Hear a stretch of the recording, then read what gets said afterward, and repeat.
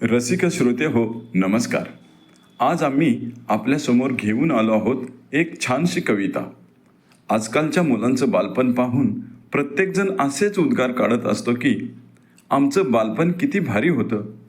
आणि आज आम्ही जी कविता आपल्यासमोर सादर करत आहोत त्या कवितेचे शीर्षकच आहे आमचं बालपण.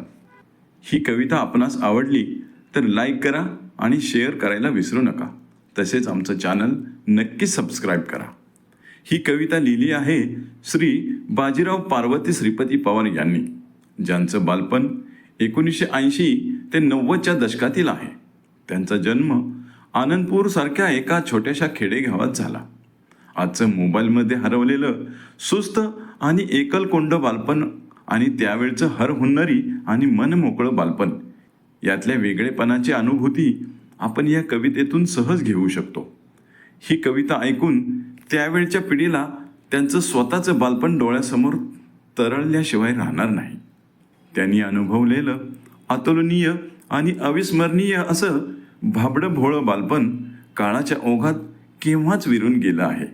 तरीही त्याच्या आल्हाददायक आठवणी मात्र अजूनही मनाला मयूर स्पर्श देऊन जातात.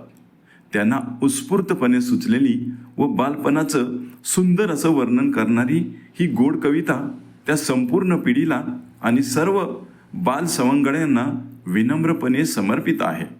चला तर मग मंडळी, ही कविता ऐकूया एका सुंदर अशा गाण्याच्या स्वरूपात.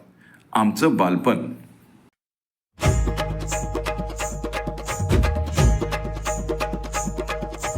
असं आमचं बालपण ते भाबड भोळ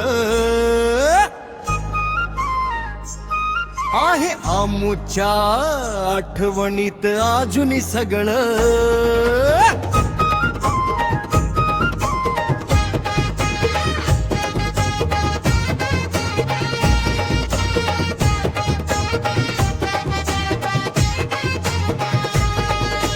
झाडावर कधी विहिरीमध्ये पाठ शिवणीचा खेळ. झाडावर कधी विहिरीमध्ये पाठ शिवणीचा खेळ. सुरपाट्यान गोट्या संपता पुन्हा क्रिकेटची वेळ. सुरपाट्यान गोट्या संपत पुन्हा क्रिकेटची वेळ. गारी गार कांडी शाळेला दांडी माळाला उधळ.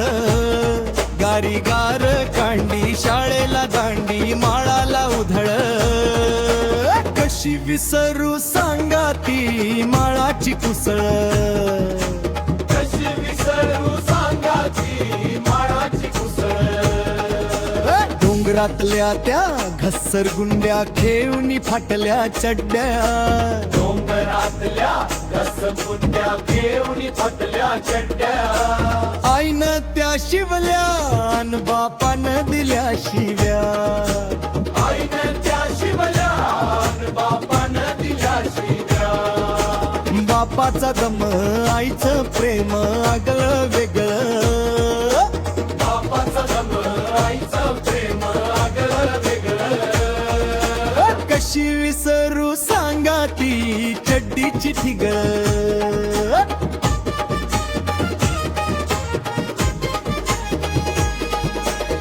खचून खाल्ल्या चिंचा बोर अंजीर अकलकार. खचून खाल्ल्या चिंचा बोर अंजीर अकलकार. आंब्यांची तर गोडीच और अंजीर अकलकार. आंब्यांची तर गोडीचं और रामफळ ते न्यारा. काकड्या कवळ्या बिबव्या पिवळ्या हिरवी आवळ. काकड्या कवळ्या बिबव्या बिबळ्या हिरवी आवळ. कशी विसरू सांगा ती करवंद जांभळ.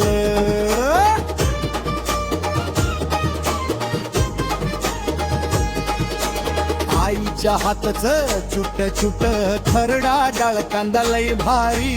आईच्या हातचं छुट छुट खरडा डाळ कांदा लय भारी. डांगर घुट्ट आळिंब सुट्ट मटणाला माग सारी. डांगर घुट्ट आळिंब सुक्क मटणाला माग सारी. माडग बोटव सांग नुसलीला चवळ. माडग बोटवर सांग नुसलीला विसरू बरणीतल ते लोणचं पिवळ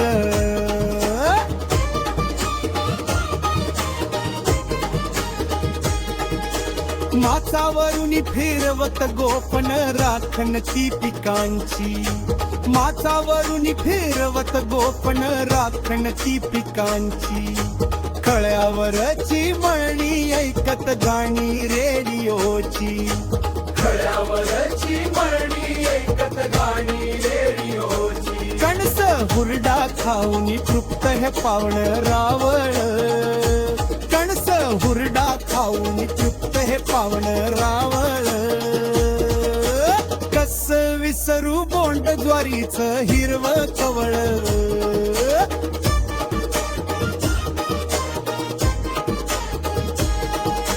श्रावणातल्या त्या हिरवळीवर ऊन पावसाचा खेळ श्रावणातल्या त्या हिरवळीवर ऊन पावसाचा खेळ उन्हाळ्यातल्या गरमीवर मग बळी व पावसाची राळ उन्हाळ्यातल्या गर्दीवर मग वळी व पावसाची राळ रानातल्या वस्त्या जत्रातल्या कुस्त्या दुर्मिळ सगळं रानातल्या वस्त्या जत्रातल्या कुस्त्या दुर्मिळ सगळं कस विसरू पिष्ट पारद्या अन मैतर मावळ